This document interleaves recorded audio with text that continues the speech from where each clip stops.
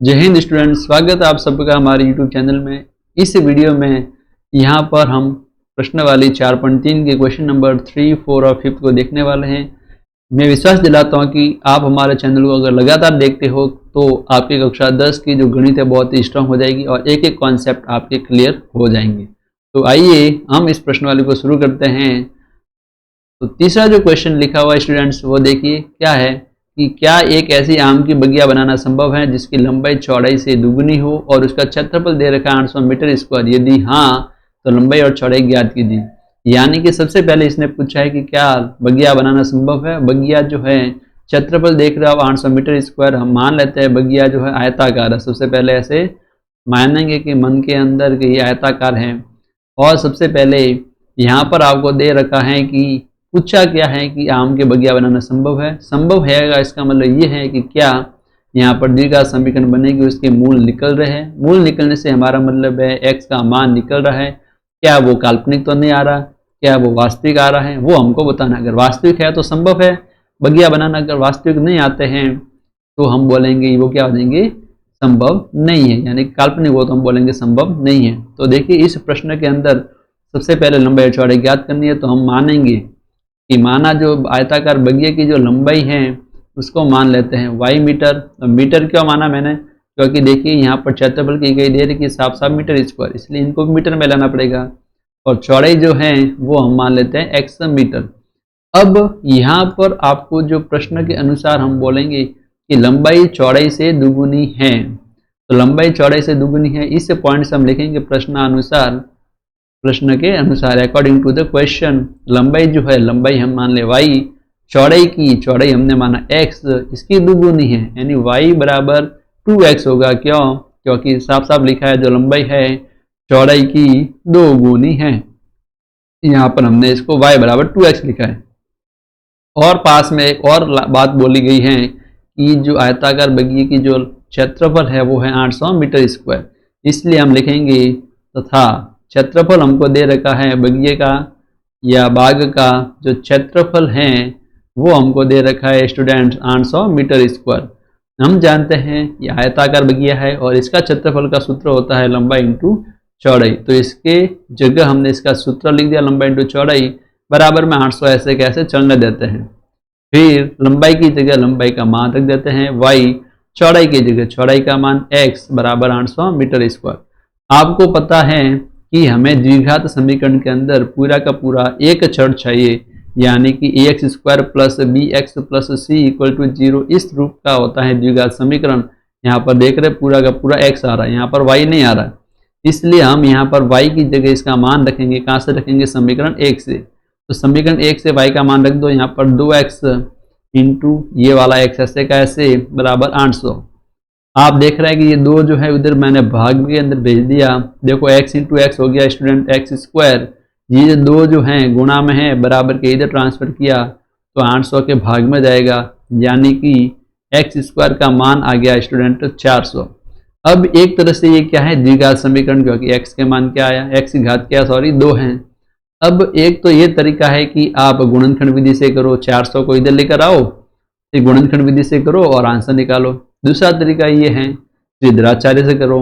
बाकी जब ऐसा क्वेश्चन हो कि केवल इधर x पर लिखा हो बराबर में कोई संख्या लिखी हुई, तो कोई तरीका अपनाना नहीं है। डायरेक्ट अपन कर सकते हैं कि जब हमें घात हटानी है, 2 घात हटाएंगे तो बराबर के उधर जो संख्या है इधर प्लस माइनस लगा दो और वर्गमूल का निशान लगा दो। इसके ऊपर जो संख्या है यानी 400 के ऊपर वर्गमूल का निशान और साथ में इसके साथ में फ्री का आएगा, प्लस और माइनस दोनों फ्री आएंगे।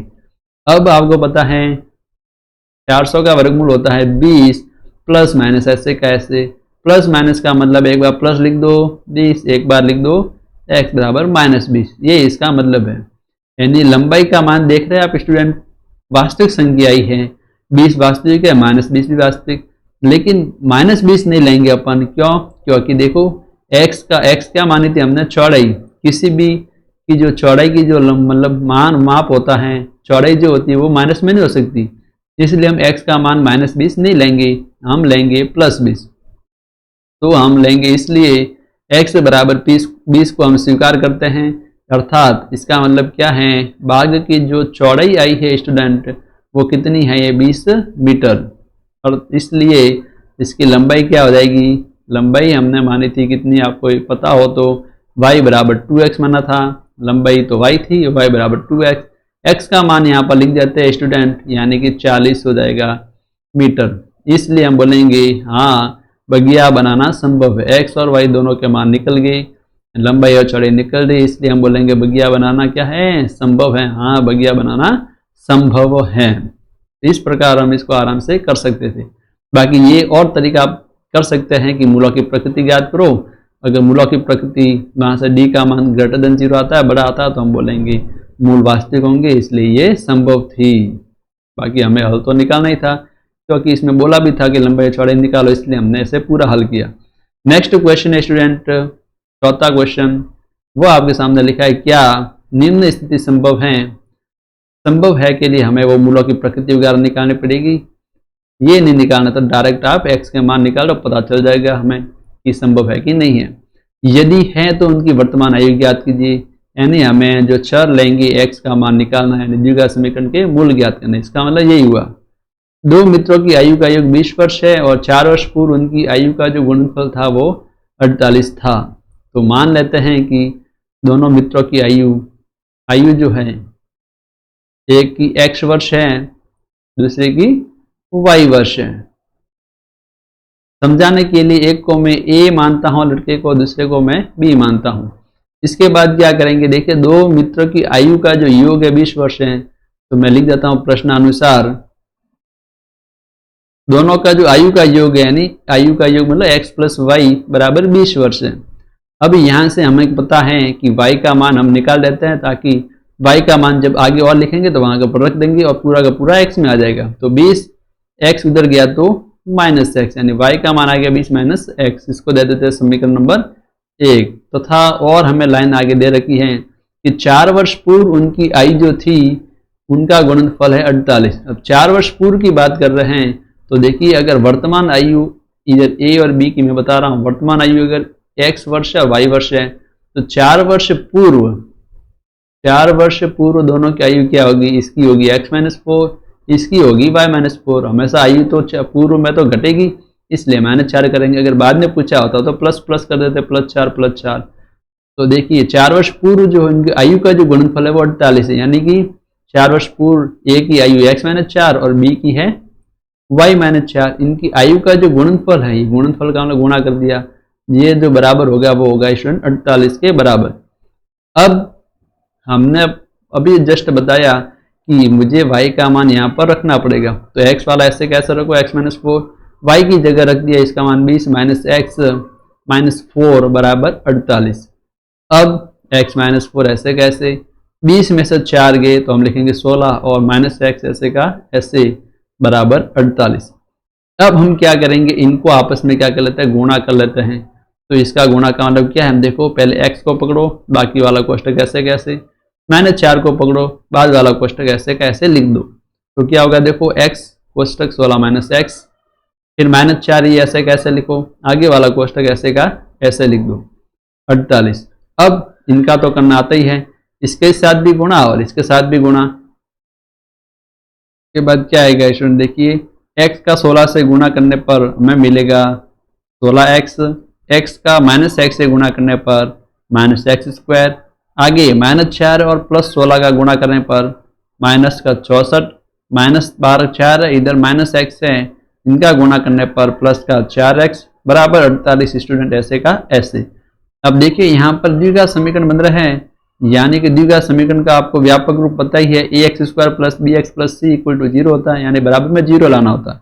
तो सबसे पहले 48 को इधर लेकर आ जाते हैं, या फिर ऐसे करते हैं सभी को इधर लेकर आते हैं, जो लेफ्ट हैंड साइड वाले हैं सबको हम एक बार इधर लेकर आते हैं। क्यों, मैंने ऐसा क्यों किया, क्योंकि देखो -x² है, इधर आने के बाद ये +x² हो जाएगा। हमेशा x² का जो गुणांक होता है उसको प्लस दिखाना है, ताकि हमें सॉल्व करने में बहुत ही आसानी हो, इसलिए मैं इसको जानबूझकर इसको इधर लेकर आ रहा हूँ। तो देखिए अब क्या होगा, इधर सब के सब इधर आ गए तो 0, उधर देखो पहले से 48 लिखा हुआ है, माइनस प्लस का 16x उधर गया तो माइनस का 16x, माइनस का x² उधर आया तो प्लस का x², माइनस का 64 उधर आया तो +64, प्लस का 4x उधर आया तो माइनस का 4x। अब क्या होगा स्टूडेंट हमारे साथ, देखिए यहाँ पर समान समान वाले घटा, तो देखो 16x और इधर माइनस का 4x, ये बिना x वाले इनको आपस में घटा दो तो क्या होगा, देखो 48 और 64 जो हो गया स्टूडेंट वो हो गया 112 प्लस एक्स स्क्वायर ऐसे का ऐसे,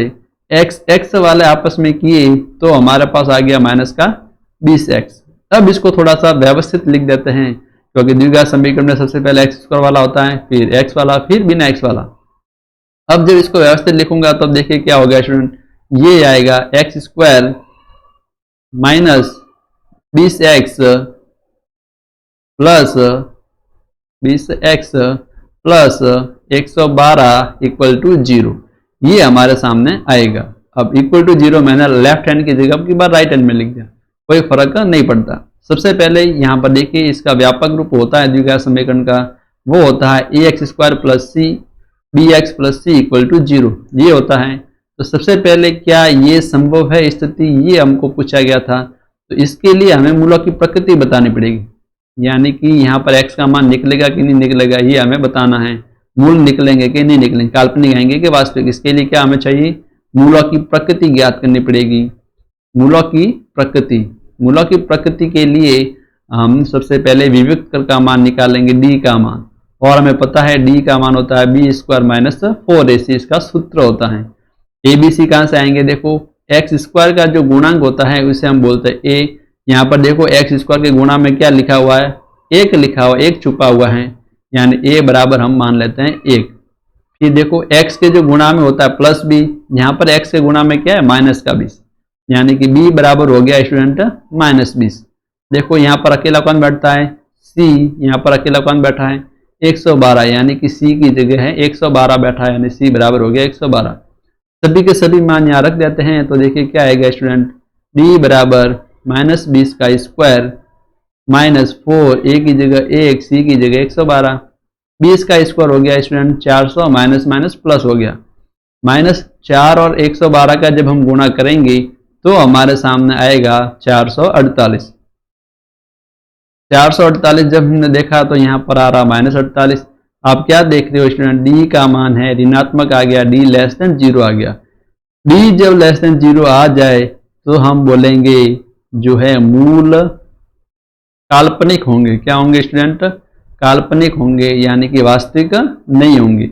जब मूल वास्तविक नहीं होंगे इसका मतलब है कि यहाँ पर जो हमने द्विघात समीकरण लिखी है यहाँ पर x के मान नहीं निकलेंगे, x के मान नहीं निकलेंगे, इसका मतलब जो हमने माना था, क्या माना था x को, देखिए कि आयु मानी थी, यानी यहाँ पर इस आयु की कोई भी बात नहीं होगी, यानी ऐसी स्थिति कोई संभव ही नहीं है। इसलिए हम लिखेंगे अतः ऐसी स्थिति संभव ही नहीं है। जब संभव ही नहीं है तो फिर हम आगे फिर कैसे बढ़ेंगे, यानी कि हमें आगे मूल निकालने की कोई जरूरत नहीं है। यहाँ पर देखिए प्रश्न में ये पूछा गया था क्या स्थिति संभव है, यदि है तो उनकी वर्तमान आयु ज्ञात करनी है। वर्तमान आयु का मतलब x और y ज्ञात करने थे, संभव ही नहीं है तो कुछ भी ज्ञात करने की जरूरत नहीं है। अब हम नेक्स्ट क्वेश्चन कर लेते हैं स्टूडेंट। तीसरा जो क्वेश्चन है वो लिखा गया है कि क्या परिमाप 80 मीटर और क्षेत्रफल 400 मीटर स्क्वायर के एक पार्क को बनाना संभव है, यदि है तो उनकी लंबाई और चौड़ाई ज्ञात करो। वापस होगा वही सेम टू सेम, क्या संभव है क्या। सबसे पहले मान लेते हैं लंबाई और चौड़ाई है, तो यहाँ पर लंबाई को मान लेते हैं स्टूडेंट x मीटर, चौड़ाई को मान लेते हैं y मीटर। आपकी मर्जी है कि चौड़ाई को आप भले y मानो, लंबाई को भले y मानो, किसी को भी आप मान सकते हैं। तो अब आपको दे रखा कि परिमाप, प्रश्नानुसार मैं लिखूंगा कि प्रश्नानुसार जो परिमाप दे रखा है आपको वो दे रखा है 80 मीटर, और ये कैसा पार्क है, लंबाई और चौड़ाई बोला है यानी आयताकार होगा। तो परिमाप, आयत का परिमाप क्या होता है, इसकी जगह इसका सूत्र लिख दो, वो होता है स्टूडेंट 2 कोष्टक लंबाई प्लस चौड़ाई होता है, बराबर देखिए 80 का 80, 80 का ऐसे, 2 ऐसे कैसे लिख दो, कोष्टक लंबाई हमने माना x, चौड़ाई माना y, बराबर 80। अब नेक्स्ट स्टेप होगा हमारे पास कि ये दो जो बार गुणा है कोष्टक के, सबसे पहले इधर भेज देते हैं ताकि थोड़ा सा सरल हो जाए। तो देखो 2 उधर गया तो यहाँ पर x प्लस वाई बचेगा, यहाँ पर 80 के नीचे 2 आएगा यानी 80 बटा 2 यानी कि 40। यहाँ पर सबसे पहले एक चर का मान निकाल दो, y बराबर होगा 40 प्लस का x उधर आया तो माइनस x, ये हो गया समीकरण नंबर 1। हम ऐसा हमेशा करेंगे द्विघात समीकरण में x और y जब लिखेंगे y का मान x के रूप में लिखो, दूसरे में रख देंगे ताकि पूरा का पूरा एक चर x में बदल जाए और हम आराम से सॉल्व कर पाए। और साथ में देखो क्या लिखा था प्रश्न के अनुसार कि क्षेत्रफल आपको दे रखा है 400 मीटर स्क्वायर। अब 400 मीटर स्क्वायर दे रखा है, आपको पता है क्षेत्रफल क्या होता है आयत का, इसकी जगह सूत्र लिख दो। क्षेत्रफल होता है लंबाई इंटू चौड़ाई बराबर 400 ऐसे का ऐसे। लंबाई हमने माना x, चौड़ाई माना y बराबर 400 ऐसे का ऐसे। अब हम देखो क्या करेंगे, y का मान यहाँ पर रख देंगे तो क्या आएगा, देखो y का मान जब रखेंगे तो 40 माइनस x बराबर 400। मेरी आपको एक सलाह है, जब भी आप ऐसे मान लिखो तो हमेशा कोष्टक बनाकर लिखो ताकि कोई भी गलती की संभावना न रहे। अब देखो कोष्टक खोलेंगे, 40 का x से गुणा तो होगा ये 40x, x का माइनस x से गुणा तो माइनस एक्स स्क्वायर बराबर 400। आप देख रहे हैं कि वापस एक्स स्क्वायर के आगे माइनस है, इसलिए हम ऐसा ही करेंगे, इसको राइट हैंड साइड में लेकर जाएंगे सभी को ताकि माइनस एक्स स्क्वायर प्लस का बन जाए। प्लस का बनने पर हमें सॉल्व करने में बहुत ही सरलता होगी। तो देखो माइनस एक्स स्क्वायर उधर गया तो प्लस, 40 का एक्स उधर गया तो माइनस, इधर जीरो बचेगा तो पहले से 400 है ही है, माइनस का 40 इधर जाएगा माइनस का 40x, माइनस का एक्स स्क्वायर उधर गया तो प्लस एक्स स्क्वायर, देखो एक्स स्क्वायर प्लस बन गया। अब थोड़े से इसको व्यवस्थित कर लेते हैं कि एक्स स्क्वायर वाला पहले लिख दिया, फिर एक्स वाला लिख देता है, यानी कि एक्स वाला क्या है माइनस का 40x, बिना एक्स वाला है 400, 400 प्लस का तो प्लस 400 इक्वल टू 0। अब ये जो है हमारे पास द्विघात समीकरण आई है। अब स्थिति पूछी थी कि क्या ये संभव है, संभव है के लिए हम क्या निकालेंगे, मूलों की प्रकृति। तो पहले यहाँ पर लिख देता हूँ वापिस से मैं एक बार, ये हमारे सामने इक्वेशन आई है। अब इसके लिए हम निकालेंगे मूलों की प्रकृति। X square plus B x plus C equal to 0 होता है द्विघात समीकरण का व्यापक रूप। यहाँ से इसकी तुलना करो तो आप देखोगे a बराबर 1, b बराबर -40 और c बराबर 400 होगा। कैसे पता करते हैं, अभी आपको एकदम स्पष्ट पता चल गया होगा। देखो एक्स स्क्वायर के गुणा में इधर 1 है, इधर a बैठा है, इसलिए a की जगह 1 बैठा है तो a बराबर 1 मान लो। देखो x का गुणांक -40 है, x के गुणांक में तो b बैठता है तो यानी b बराबर हो गया -40। अकेला जो बैठता है बिना x वाला वो तो c, यानी यहाँ पर देखो अकेला कौन बैठा है प्लस का 400, इसलिए c बराबर हो गया प्लस का 400। अब सबसे पहले हम निकालेंगे d मूलों की प्रकृति के लिए, वो होता है b square minus 4ac। b की जगह b का मान लिखो -40 ऊपर स्क्वायर ऐसे का ऐसे, -4 a की जगह 1 c की जगह वापिस 400, माइनस का 40 का स्क्वायर हो गया प्लस का 1600, इनका जो आपस में गुणा करेंगे वापस 1600। तो आप देख रहे 1600 1600 कट गया बराबर हो गया 0। यानी कि आप क्या देख रहे हो स्टूडेंट, d का मान आ गया 0।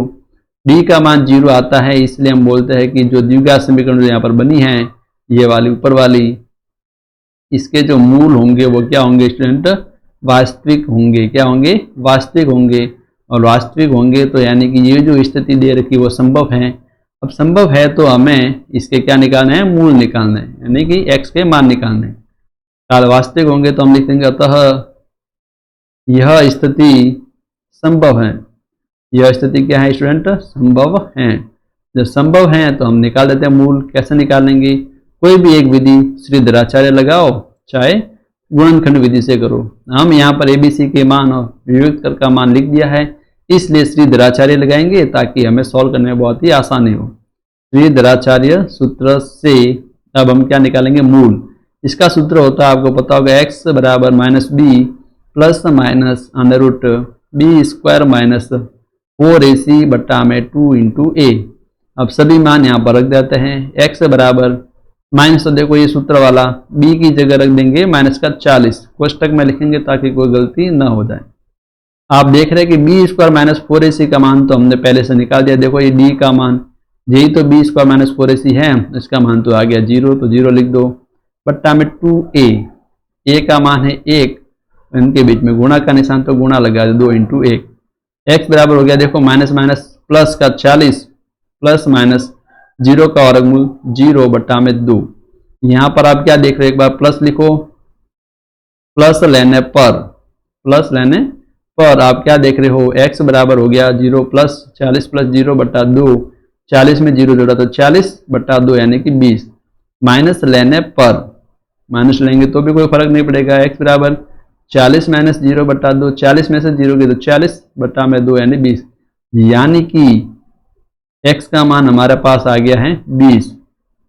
और ये तो क्या थी स्टूडेंट, x क्या माना था हमने, देखिए x हमने माना था लंबाई, लंबाई आ गई है 20 मीटर। यहाँ पर देखो सबसे ऊपर लिख देता हूं मैं, इसलिए जो लंबाई आई है स्टूडेंट, यहाँ पर साइड में लिख रहा हूं, देखिए इसलिए जो लंबाई है वो है x माना था 20 मीटर, पीछे मीटर लगेंगे तो x का मान आ गया, तो बताइए चौड़ाई कैसा आएगी, चौड़ाई का मान तो y था और y हमने कैसे लिखा था, देखो 40 माइनस एक्स था, तो चौड़ाई बराबर होता है y और इसका मान है 40 माइनस एक्स, x का मान रख दो, 40 में से 20 गए यानी कि 20 मीटर, यानी कि लंबाई भी 20 और चौड़ाई भी 20, अर्थात जो ये बगीचा था यानी जो पार्क बना रहे थे ये कैसा है, वर्गाकार। तो इस वीडियो में दोस्तों इतना ही, मिलते हैं अपने नेक्स्ट वीडियो में, तब तक के लिए टेक केयर, बाय बाय, धन्यवाद।